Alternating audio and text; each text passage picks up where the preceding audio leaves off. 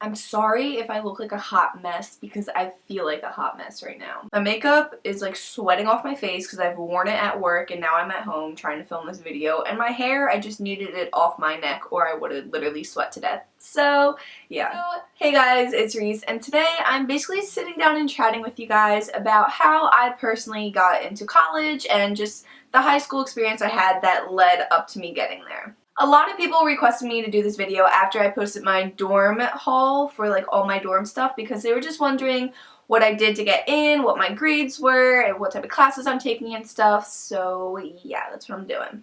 Pause real quick because editing Reese here wants to let you know that this video is pretty long. I ramble for a while, so if I were you, I would grab a snack or something, maybe put on some background music, but I speak of my own personal experience up to around 7 minutes, so if you want to hear tips for you to apply to college, I would skip to about 7 minutes. Alright, go back. If you didn't already know, I'm attending Temple University, which is in Philadelphia, Pennsylvania, and I'm going for the major of advertising in the art direction. So it is a business field, but I went in the art direction so I can focus more on the graphic design and art part of it. I did originally want to go for graphic design, but I didn't have a portfolio and I really didn't want to be in an art school. I wanted to be more in a business major because I really enjoy business. I took a lot of business classes in my high school years, so yeah, that's just a little lowdown. So yeah, I'm going to tell you my experience into getting into college. Now, be forewarned, all colleges are different. The one you're applying to might be different to the ones that I applied to or just Temple in general, and they all have different requirements and all that stuff. So make sure you look into your college requirements and follow them very directly. Don't take my advice to the T because it might range a little bit, but I'm just giving you some tips and kind of a guideline of how you should go about college because it's rough. So some quick stats about Temple. The GPA was the most important factor that they were looking for, and then next came standardized tests and then like your personal essay and extracurricular activities. So the standardized test and the GPA, like most colleges, was the most important, and the average GPA to get in was at 3.5, which is pretty high. It's pretty up there. As for the SAT, math, critical reading, and writing, they're all about mid 500, so like 550 and up is the average, which is once again pretty high, pretty up there. There is over 28,000 students enrolled in it, which it's a pretty big school, and it's in an urban setting. It's in Philadelphia, which is a city, so it's very city, very urban. So basically I knew that I had to keep my grades high, my GPA high, to get me a good standing, just a good foundation for applying to colleges. I personally, for the past 2 years of high school, so junior and senior year, I had straight A's all year, which is one thing I'm very proud of myself, and I still don't know how I accomplished to this day, but I worked really hard to keep my grades up because I personally am a perfectionist and I wanted to get all A's for myself, obviously to make it look good on my application, but also for myself I wanted all A's. So my end of the year GPA was about a 97 on the 100 scale and about a 3.789. It really just depends on what the 4.0 scale you're looking at. So it's between 3.7 and 4.0, somewhere in that range. So that's pretty high. I was pretty proud of myself. As for my SAT scores, I did, I think all three, the math, reading, and writing, because I know writing is optional, but whatever I did, I scored a 1310 on my SAT out of 1600, which I could have probably done better, but I didn't really study at all, and I thought a 1310 was pretty good for not studying very hard, and that was a super score. So I took actually 2 different SAT tests, and they combined the highest scores from both, which got me to a 1310, which Temple accepts super scores, but some schools don't. So if you don't get a high score the first time, try to do even better the second time. For the first time for me, I just needed to get my math score up. So the second time I took my SAT, I didn't really care about the reading part. I only cared about the math part. So all I did was focus a lot more on the math part. I got my math part higher, combined them, and I got a 1310. So from the base of the application, I was in a good standing. I had a high GPA and a pretty decent SAT score, and I was feeling good about that, but that's not all you need to get into college. You need to show that you were involved in high school in at least something. Whether it's a sport, it's drama club, extracurricular activities, you need to show that you were involved. So I didn't play any sports throughout high school. I quit soccer right before high school because I didn't really want to deal with the high school team. But what I did was I did a lot of clubs and activities. So for all 4 years of high school, I was in class council, which is basically just like the student council of each grade. So I was in freshman class council, sophomore, senior, junior. I was in class council every year. And we basically run like all the events that happen throughout the school year, prom, powder puff, all the major events that I can't seem to remember right now.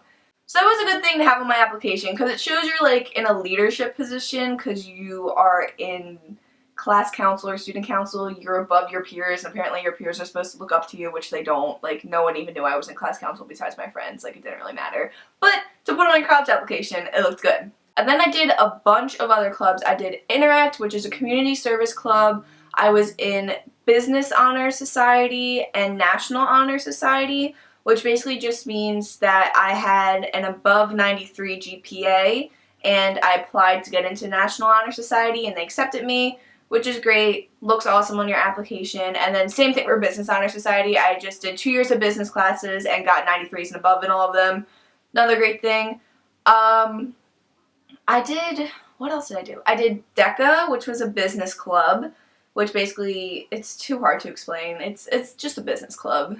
I did dance also all throughout school. I don't dance outside of school, I only did it inside of school. So I took a dance class every single day, all 4 years of high school, and then the last 3 years of high school, I did the dance company, it's called. So basically we just stay after, rehearse every day or so, or whatever dances or ensembles you're in, and then we put on a big production near the end of the year. So all these activities kind of equaled my sport because I stayed after a lot. I dedicated a lot of time into these clubs and activities. I did so much more, but I can't remember what they are at the moment. But those are my main ones. And even if you don't do as many clubs or activities I did, at least do one. And if you can do one, make sure it's like a community service club, because colleges and any institution, whether it be high school, college, middle school, it doesn't matter. They love seeing community service on any sort of resume or application. So if you can only have time to join one club, try to make it a community service club. And if you're doing sports, that's great. Focus on your sports, but also make sure you focus on your grades. And I kind of say if you do a sport, you don't have to do many clubs because sports dedicate so much of your time. And if you can get a scholarship for sports, like, that's awesome. I wish I could have easily gotten a scholarship for sports, but I did clubs instead.